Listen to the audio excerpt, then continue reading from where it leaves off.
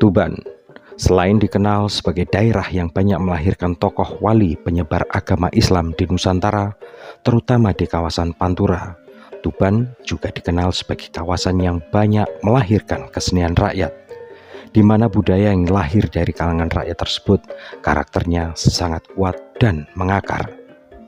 Salah satu kesenian rakyat yang melegenda hingga saat ini adalah Gendruwon Ayon-Ayon.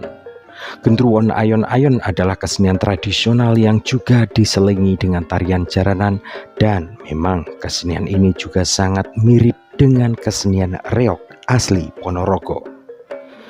Konon, kesenian tradisional Gendruwon Ayon-Ayon ini dibawa oleh seorang tokoh budaya dan seni dari Blora, Jawa Tengah. Memang, kemungkinan besar Gendruwon Ayon-Ayon bukan kesenian asli rakyat Tuban.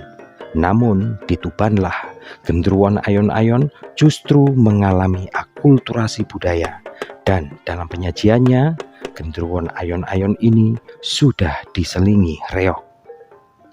Mungkin karena pemain Gendruwon Ayon-Ayon memakai jaranan, sehingga muncullah anggapan bahwa penampilan ayon-ayon yang diperankan gadis muda itu adalah bentuk pengaruh reog yang dalam penyajiannya sudah menyatu dengan kesenian Gendruwon Ayon-Ayon. Salah satu kelompok masyarakat yang masih merawat dan melestarikan kesenian Gendruwon Ayon-Ayon adalah masyarakat Desa Pajeng, Kecamatan Parengan, Kabupaten Tuban. Meski sempat vakum karena sesepuhnya meninggal, namun kelompok atau grup kesenian budaya di Desa Pajeng dengan nama Sangga Buana ini masih tetap eksis dan lestari hingga saat ini. Bahkan saat ini, para penabuh gamelan dan juga yang menjadi penari ayon-ayon semuanya anak muda. Hanya yang berperan menjadi gendruwon saja yang masih asli sesepuh kesenian rakyat tersebut. Dalam penampilan awal, salah satu fragmen yang dibawakan kesenian ini yaitu munculnya ayon-ayon yang diperankan oleh gadis-gadis remaja dengan memakai jaranan. Setelah itu, muncullah gendruwon yang menari-nari mengikuti irama tetabuhan gamelan dan sesekali menggoda para ayon-ayon yang tampak masih lugu itu. Gendruwon adalah sebenarnya sosok hantu gendruwo. Dalam mitologi Jawa, gendruwon adalah hantu yang berbadan tegap, tinggi dengan tubuh berwarna hitam dan berwajah menyeramkan. Sedangkan ayon-ayon adalah sosok penari jaranan yang diperankan oleh gadis muda, di mana kata ayon berasal dari kata ayu. Dalam penampilannya, sosok gendruwon diperankan seorang pria memakai topeng yang menggambarkan wajah gendruwo dengan memakai pakaian dari karung goni dan memakai properti pedang yang selalu diayun-ayunkan di antara kedua kakinya saat menari. Bahkan pedang tersebut sesekali justru dipakai sebagai tongkat untuk menopang tubuh gendruwon yang tinggi dan hitam itu. Sesekali gendruwon juga terlibat dialog dan saling sahut-sahutan dengan pengiring gamelan, di mana fragmen dialog tersebut dikenal dengan istilah keguritan. Dalam keguritan itu banyak sekali tertuang petuah-petuah bijak, di mana petuah bijak tersebut juga sebagai wujud gambaran kehidupan masyarakat pedalaman atau masyarakat pedesaan di Jawa. Syair atau larik dalam keguritan tersebut sangat mirip dengan yang dalam bahasa Indonesia kita kenal dengan istilah majas, atau juga mirip dengan apa yang kita kenal dengan istilah folklore, yaitu cerita-cerita rakyat yang mengandung pesan makna dalam kehidupan bermasyarakat orang-orang di pedalaman saat itu. Grup kesenian Gendruwon Ayon-Ayon Sangga Buana yang ada di Desa Pajeng, Kecamatan Parengan, Kabupaten Tuban sudah ada sejak dahulu sebelum era pra-kemerdekaan. Namun seiring perkembangan zaman, Gendruwon Ayon-Ayon di Desa Pajeng ini sempat vakum dan mati suri. Baru sekitar tahun 2010 lalu, para sesepuh Sangga Buana meminta anak muda di Desa Pajeng untuk kembali menghidupkan Gendruwon Ayon-Ayon lagi. Tarjiman, pemain Gendruwon Sangga Buana mengatakan bahwa yang membawa kesenian Gendruwon Ayon-Ayon ke Desa Pajeng saat itu adalah Mbah Sarimo dan Mbah Trojimat. Niki dolanan apa niki wau? Dolanan reokan. Reokan gitu. Istilahnya apa, Mbah? Istilahnya pisanan nggih gendruwon ngoten niku suduran niku, terus pisane gendruwon, nggih terus jaranan ngoten. Gendruwo niku maksudnya napa, Mbah? Ya gendruwonan kan reokan kan ngangge gendruwonan to, mboten gendruwonan. Nggih. Niku kesenian napa sih, Bang? Reok. Reog. Pun dangu ten mriki. Yo nembe kan maune nggih pun dangu tapi kan pelatih niku pun kabudut. Tapi niki sing main lari-lari enom nggih. Nggih, saniki kan lari-lari nom. Betul nggih pedang ngoten niku. Nggih soalan kadut, nggih kedukan buwon niku. Nek pedang niku damel napa istilahnya? Nggih kangge damel niku lho kangge gapak pantesan ngoten lho.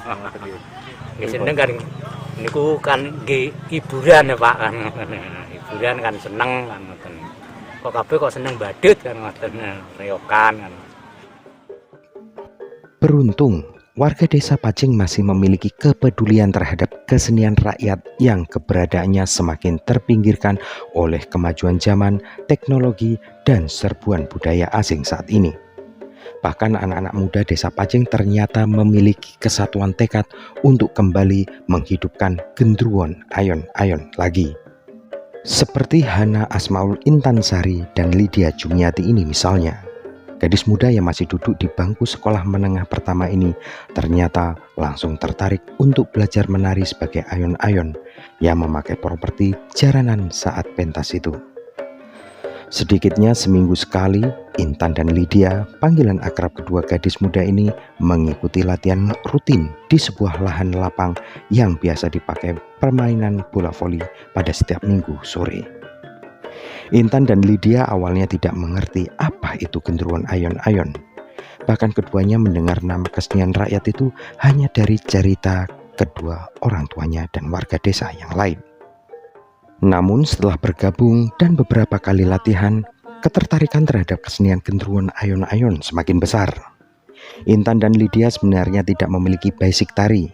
Namun setelah diajari cara menari sebagai ayon-ayon, Intan dan Lydia pun langsung memahaminya dan dengan mudah ia mempraktekkan menari ayon-ayon demi melestarikan kesenian rakyat gendruwon ayon-ayon di desa Pajing.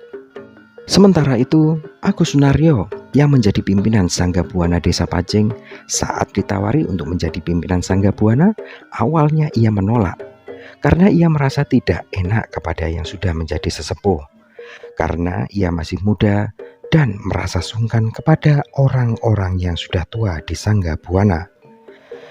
Namun setelah didesak oleh para sesepuh Sangga Buana, akhirnya ia mau dan meski masih muda, pria 33 tahun ini akhirnya berhasil menghidupkan kembali grup gendruwon ayon-ayon Sangga Buana.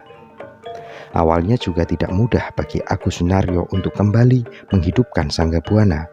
Bahkan sesama anggota Sangga Buana sering terjadi selisih paham. Namun seiring berjalannya waktu, Sangga Buana yang sudah berusia puluhan tahun itu kini tetap eksis dalam rangka merawat dan melestarikan gendruwon ayon-ayon yang semakin langka di gerus kemajuan zaman itu. Istilahnya itu apa itu ayon-ayon? Ayon-ayon itu jaranan sodoran. Sodoran. Tari gitu. Oh. Ayon-ayon itu tari. Tari jaranan. Kalau yang main itu berapa orang? Tergantung orangnya, bisa 4, bisa 2. Rintangannya agung Pak. Di wonten tiang niku saanggota geger. Nggih, mboten napa-napa. Nggih kula sing maju. Tapi kula dek riyen mboten napa? Napa niku? Mboten gelem lah, istilahnya mboten gelem didadoske ketua mboten. Kula tasik enem, tasik alit. Kula ketuane niku kula alihkan tenggene tiyang sepuh di Pak Tarmeja niku di Parmen gantos-gantos.